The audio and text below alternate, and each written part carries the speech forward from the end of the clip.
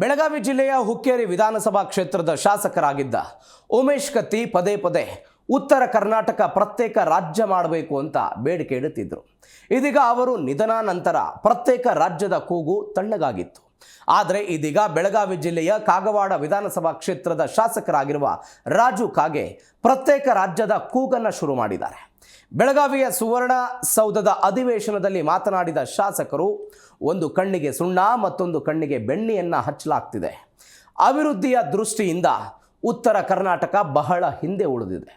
ಉತ್ತರ ಕರ್ನಾಟಕದ ಶಾಸಕರು 100 ಬಾರಿ ಬೇಡಿದರೆ ಕೇವಲ 10 ಪೈಸೆ ಅನುದಾನ ಕೊಡ್ತಾರೆ ಅಂತ ಮಾತನಾಡುತ್ತಲೇ ರಾಜು ಕಾಗೆ ಕಣ್ಣೀರು ಹಾಕಿದ್ದಾರೆ.